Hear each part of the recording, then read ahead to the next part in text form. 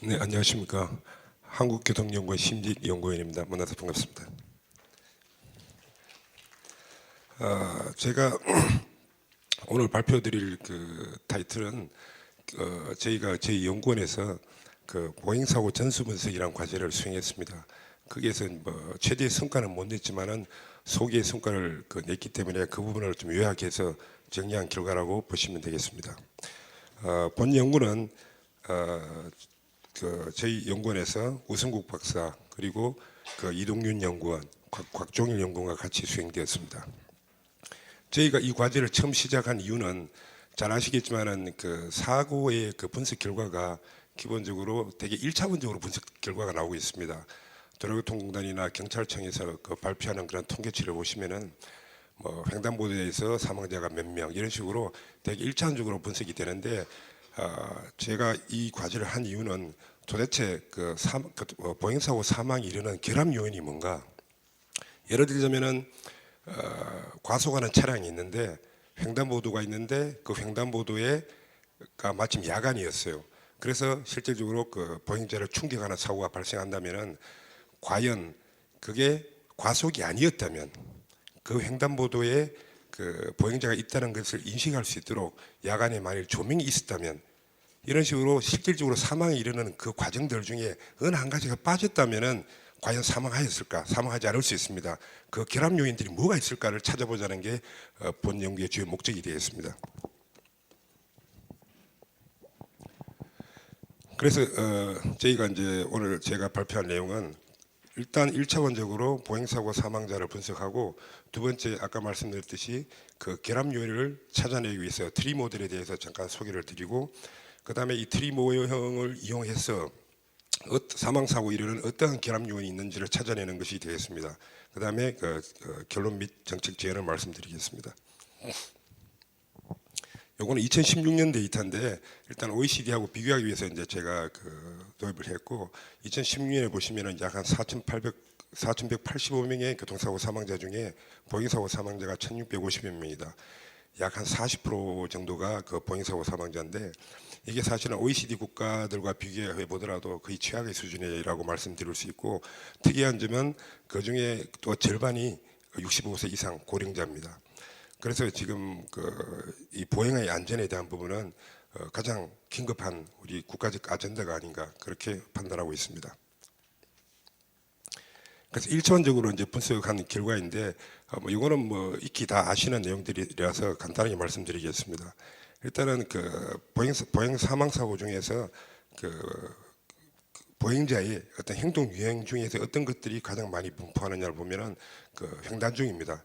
도로를 횡단 중에 약 54.8%가 사망하고 그 다음에 보행자의 나이가 보면은 아까 말씀드렸다시피 65세 이상 인구가 약 한 46% 정도가 보행사고로 사망하였습니다. 그 다음에 세 번째 밑에 하단의 그래프를 보시면은 법규 위반 비율 사고인데 이 부분은 안전운전 불이행이 전체 78.4%입니다. 이 부분에 대해서는 사실은 별도의 연구가 사실은 필요한데 이게 제약적인 뭔가면은 어떤 사고든지 간에 다 법규 위반하고 다 연관이 되어 있습니다. 과속이든 중앙선 침범이든. 그런데 그 주요한 법규 위반 항목이 아닌 부분은 다 안전운전 불이행에 다 묶어 놓았거든요. 그런데 안전운전 불이행을 더욱더 해치고 들어가서 거기서 제도화할 수 있는 것들을 찾아내는 연구가 필요한데 사실 이 부분은 경찰이 자료를 제공하지 않고 있습니다. 실제 사고 개요를 봐야 되거든요.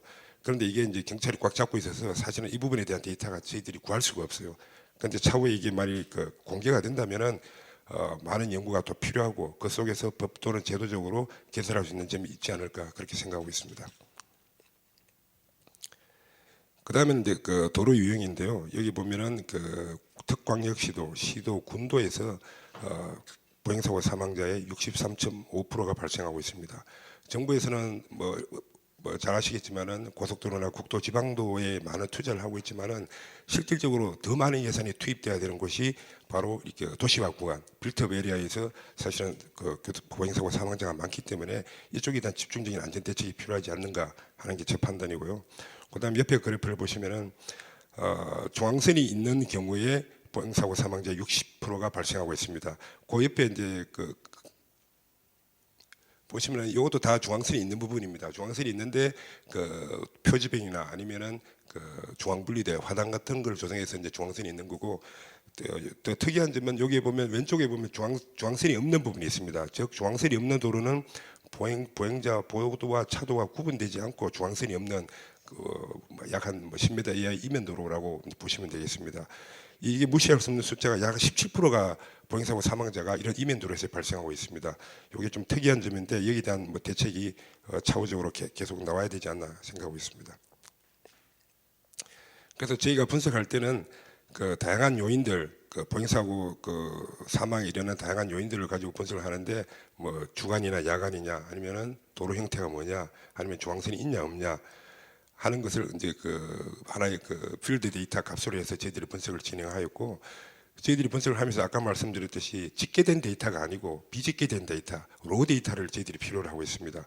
그래서 그 로 데이터를 저희들이 지난 6년간 데이터를 받아서 저희들이 분석을 하였고, 그래서 여기서 분석할 때 종속 변수는 보행사고 사망자입니다. 그 다음에 독립 변수는 필드값, 그러니까 그 중앙선 침범이라든가 이런 법규 위반에 대한 각 항목들, 이런 것들이 그 변수값이 되겠습니다.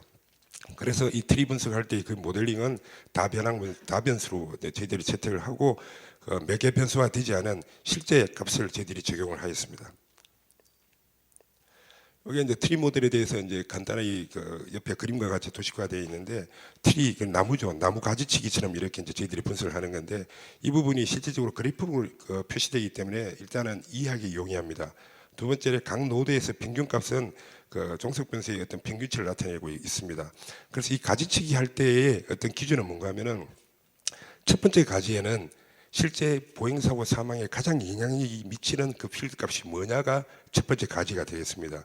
그 다음에 이 가지치기 하는 그 기준점은 그 데이터의 분포가 가장 평균에 가까운, 즉 분산이 작은 그 데이터 값을 요구하겠습니다. 그 데이터가 가장 동질성을 요구하는 그 기준점이 뭔지를 갈라서 가지치기가 진행이 되는 그런 과정이 되겠습니다. 그래서 전체 가지는 여기 위에 상단에 있는 그 가지가 되고, 두 번째 이제 브룬드 트리라고 되어 있는데, 가지치기 하는 기법은 아까 말씀드렸듯이 실제 사망에 가장 영향력이 가장 큰 그 변수값을 찾아내서 어떤 밸리데이션 과정을 거치고, 그 밸리데이션 과정은 어떤 예측 오차를 가장 최소화하는 그런 과정을 거치도록 그렇게 분석을 하였습니다. 요거는 제가 조금 전에 말씀드렸듯이 실제 전체 데이터가 있으면 가지치기를 할 때 제일 첫 번째 오는 노드는 그 보행사고 사망에 가장 영향을 미치는 변수값, 그다음에 저기 X1, X2라고 밑에 표시되어 있었지만은 첫 번째가 예를 들어서 법규 위반이다. 그럼 법규 위반의 항목들이 제일 첫 번째 가지에 노드에 오게 되어 있습니다. 그 다음에 그 가지치기를 하는 그 기준은 아까 말씀드렸듯이 그 데이터가 가지는 동질성, 분산이 가장 작은 기준점을 이제 찾아서 노드가 이제 분리가 되고, 그 다음 이제 두 번째로 내려와서는 그 다음 예를 들어 법규 위반 사고가 아닌 그 나머지에서는 두 번째로 어떤 영향이 있냐. 그는 예를 들어서 차종이다 이래 되면 차종 값을 찾고, 세 번째는 나이다 이래 되면 나이 값을 찾고, 이렇게 이제 진행이 계속되는 되어서 제일 마지막에 가서는 그 데이터의 분산이 가장 적은, 동질성이 가장 양호한 그 데이터가 최종적으로 가지치기 하는 마지막 피니싱 단계가 되겠습니다. 이렇게 했을 때 저희들이 쓴 데이터는 일단 경찰 데이터입니다. 경찰 데이터고 2012년부터 17년까지 약 6년간 데이터를 저희들이 이제 분석을 하였고, 데이터 레코드 값은 전체 약 한 29만 건입니다. 6년간 29만 건인데 그 중에 필요 없는 데이터는 다 삭제를 하였습니다. 그렇게 했을 때 그 사망자로 보면은 약 한 그 1,716명, 그 다음에 사고 건수로 보면 1,504건이 되겠습니다. 실질적으로 차대 그 보행사가 사고라 보니까 실제 차대 사람 사고거든요. 그러다 보니까 사고 건당 한 명 정도가 사망합니다. 그래서 예를 들어 사고 건당 예를 들어서 뭐 0.5다 이렇게 나오면은 실제 50%의 사망 확률이라 이렇게 해석을 하셔도 무방하다고 하겠습니다.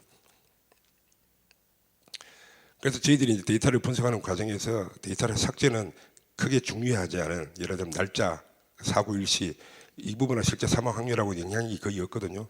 그래서 중요하지 않고 관계성이 적고, 그다음 유사한 그런 데이터 변수 값에 대해서는 일단은 삭제를 하였고, 그렇게 했을 때 교통사고 통계 연포에서 약 한 51개 항목이 있는데 실질적으로 저희들이 사망하고 연관성이 가장 큰, 가장 분석하기 좋은 12개 데이터를 변수값을 찾아냈습니다. 예를 들자면은 주야, 그다음에 날씨라든가, 그다음에 운전자나, 그다음에 교통사고 피해자, 보행자의 나이대, 그다음에 운전자하고 교통사고 피해자, 보행자의 어떤 행동 그런 특성, 그다음에 도로 형태, 중앙선이 있냐 없냐 이런 부분들을 가지고 저희들이 분석을 하였습니다.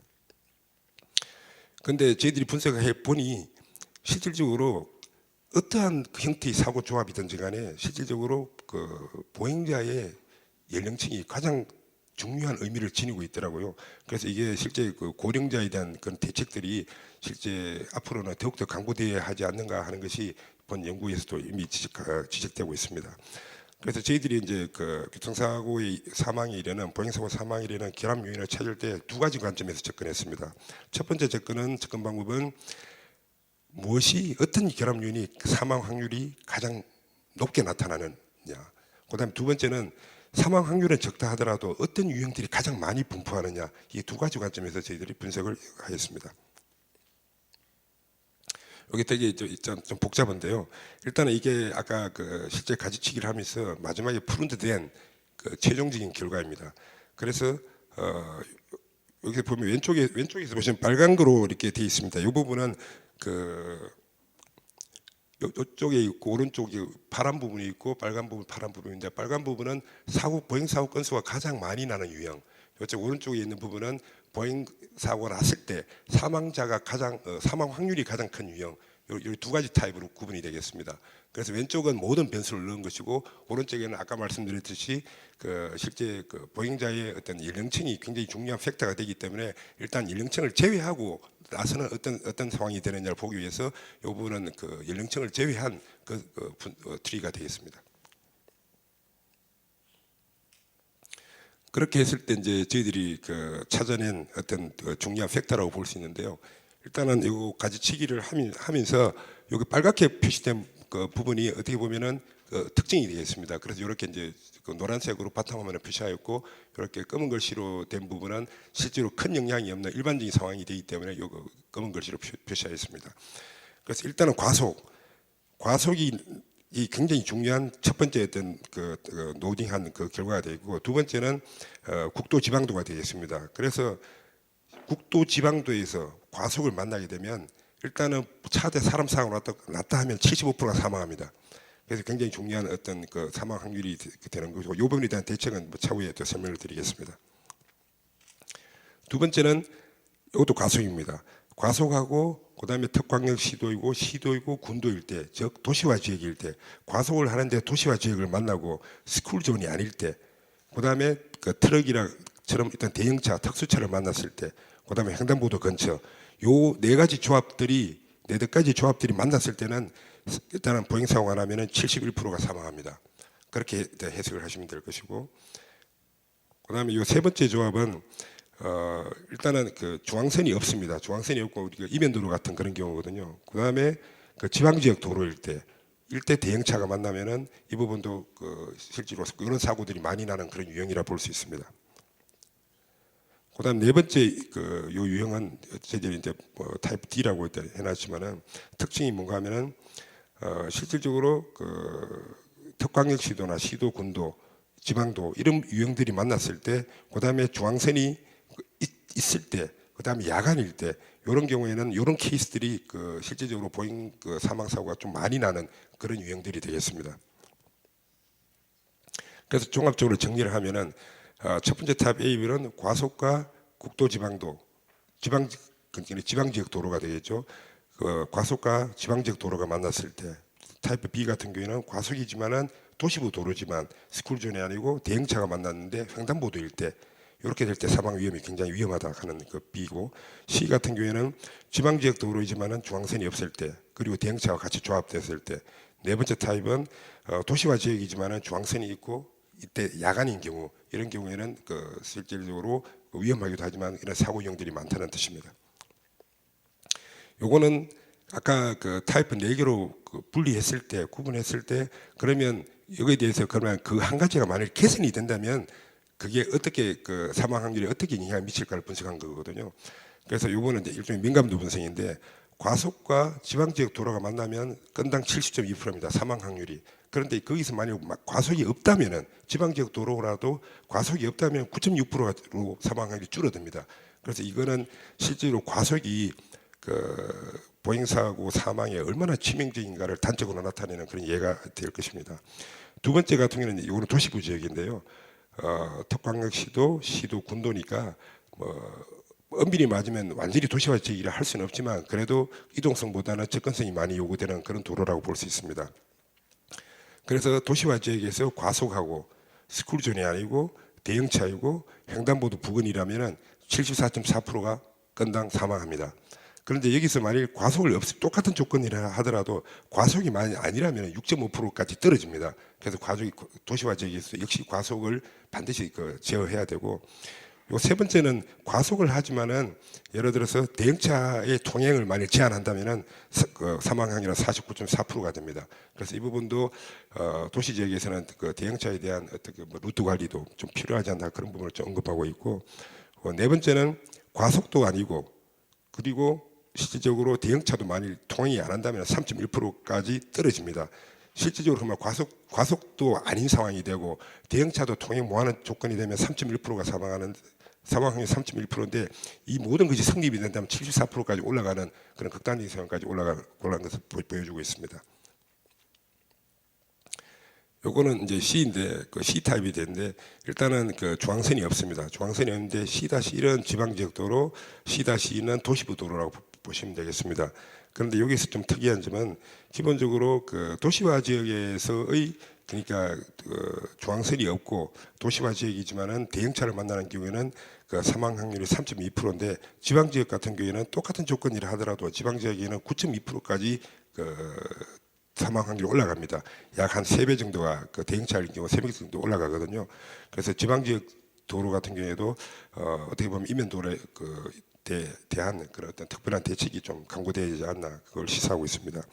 마지막으로 그 D 타입이 되겠는데 이 D 타입은 실제 도시화 지역이지만 중앙선이 있습니다. 중앙선이 있는데 이런 타입들이 사고가 굉장히 많은데 주야 구분에서 사망 확률은 야간이 5%, 주간 2.9%입니다. 그래서 약 한 1.8배 정도 실제 야간이 더 위험한 것으로 나타났습니다. 그래서 이 부분은 실제 도시화 지역이라 하더라도 횡단보도의 어떤 그 조명이라든가 이런 부분에 대한 그 시설 확충이 필요하지 않나 하는 그 이유를 근거를 반증하고 있습니다.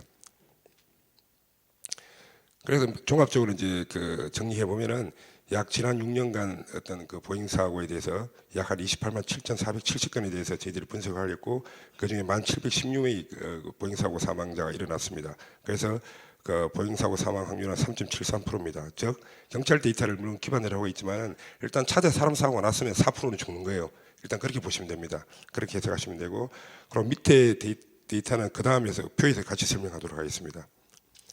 여기 보시면은 그 밑에 표에서 그 설명이 되고 있는데, 요거는 그 실질적으로 중앙선이 있고 없을 때를 일단 비교를 한 것입니다.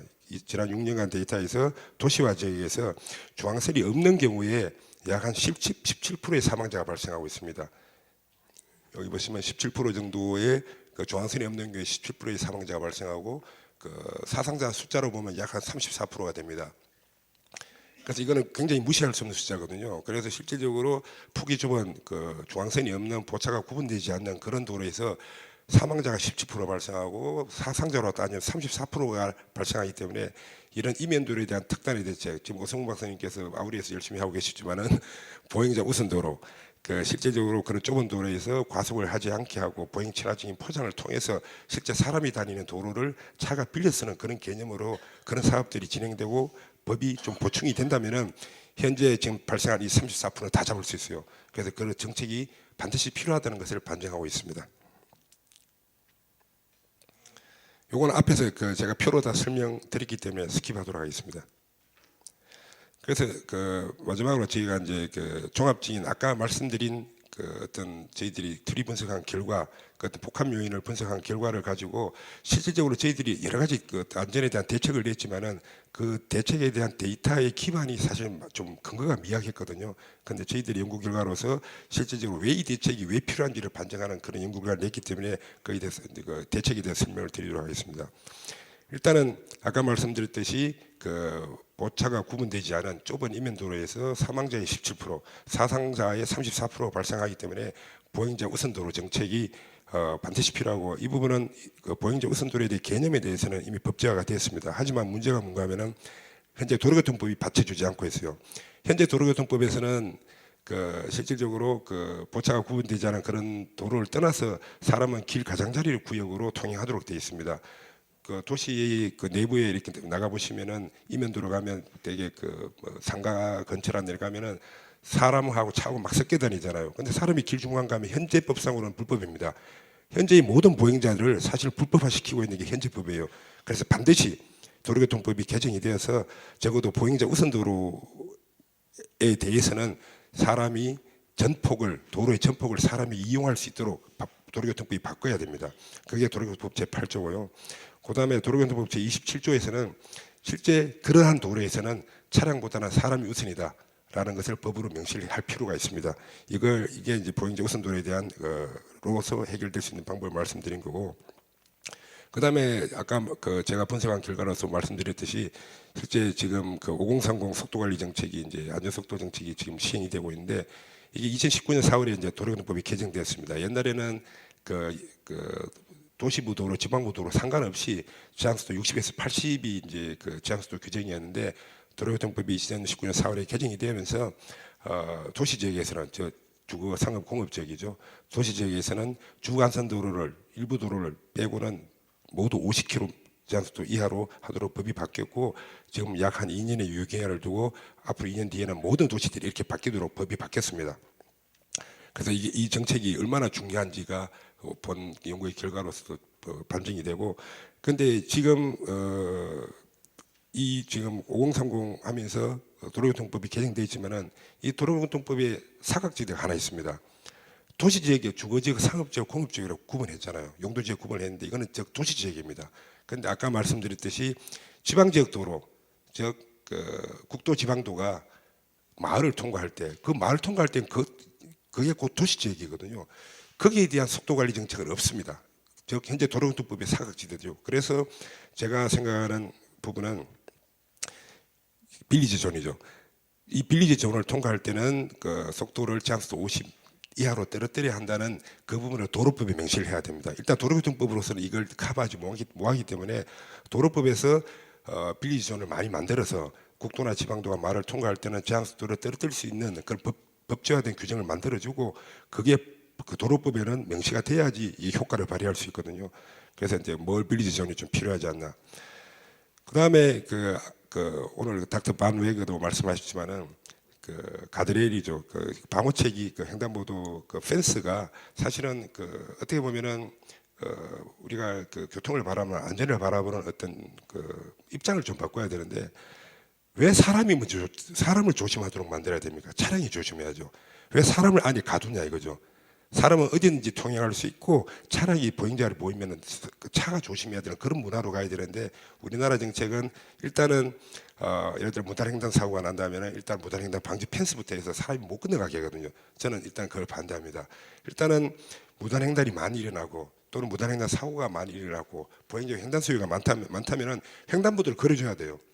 횡단보도를 양성화해서 그 사람의 이동 욕구를 충족시켜줘야 되지, 왜 그걸 꼭 막아야 되는 겁니까? 막다 보니까 펜스를 설치하고 하다 보니까 저 멀리 횡단보도가 멀리 떨어져 있으니까 돌아가기 싫으니 무단횡단을 하게 되는 것이거든요.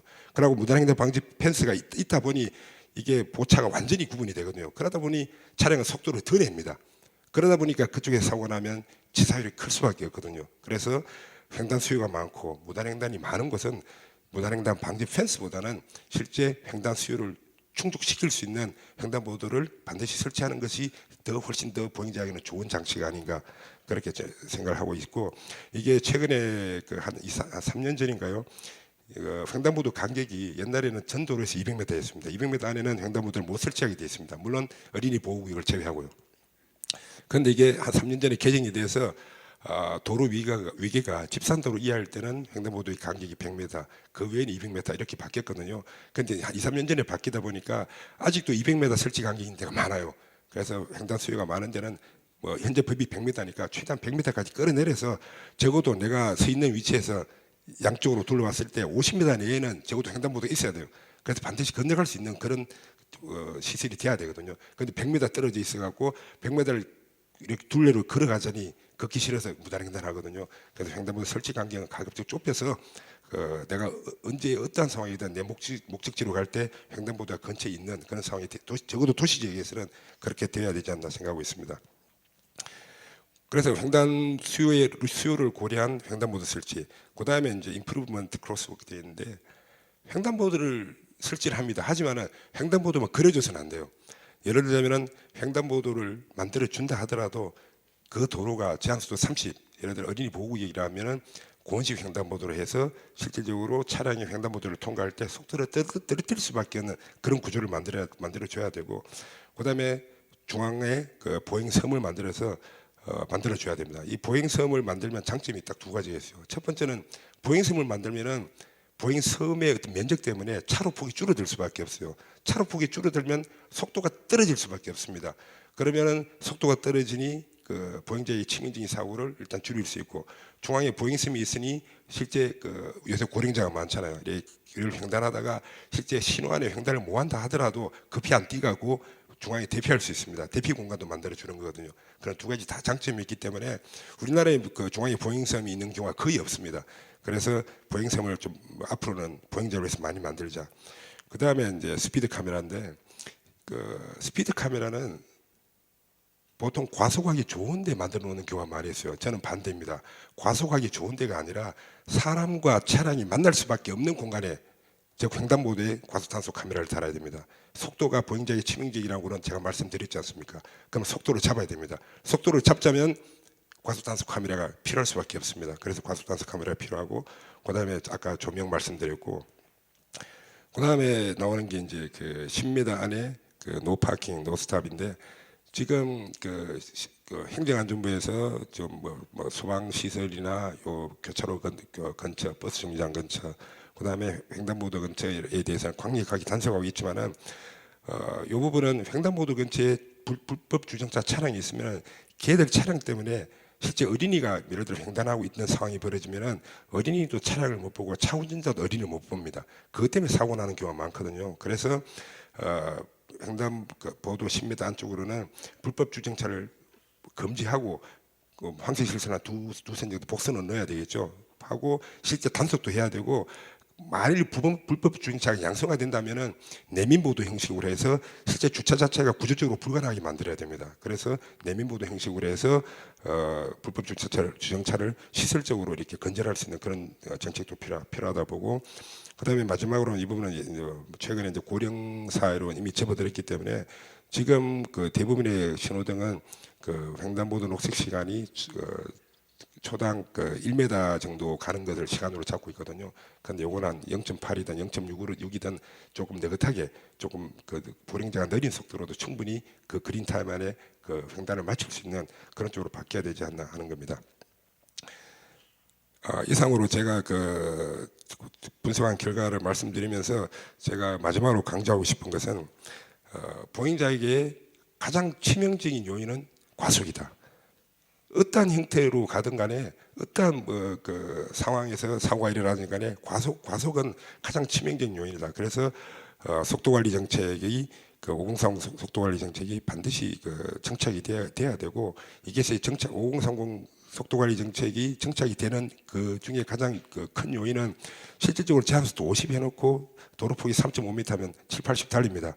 그래서 제한속도 50, 제한속도 30에 어울리는 도로폭이 나와줘야 됩니다. 그래서 도로 환경이 같이 따라가야 된다는 그 점을 말씀드리고 싶고, 그 다음에 차량과 사람이 만날 수밖에 없는 공간, 즉 보차 혼용도로, 폭이 좁은 도로에 대한 그런 보행자 우선 도로 정책, 그다음에 그에 관련된 도로교통법의 개정, 이 부분이 반드시 필요하고, 그다음에 아까 말씀드렸듯이 횡단보도, 실제 무단횡단이 많고 어떻게 보면 횡단 수요가 많은 곳에는 그 횡단보도를 양성화하자는 거, 그다음에 횡단보도를 만든다 하더라도 그냥 그리지만 말고 실제로 그 도로에 어울리는 그 횡단보도에 대한 집중 시설 개선이 반드시 필요하다. 아까 말씀드렸듯이 공식 횡단보도, 과속 단속 카메라, 뭐 여러 가지 그런 그 조건들이 같이 성립이 된다면은, 즉 보행자 우선 도로도 잡아버리고 횡단보도 사고도 많이 잡아버린다면은 실제적으로 우리나라의 보행 사고는 대부분이 일소될 수 있습니다. 그 정책이 하루 빨리 좀 그 정책이 시급히 그 추진이 되고 그에 어울리는 그런 그 도로 환경까지 같이 조성이 된다면은 보행 사고는 많이 떨어지지 않을까, 그렇게 기대해 봅니다. 고맙습니다.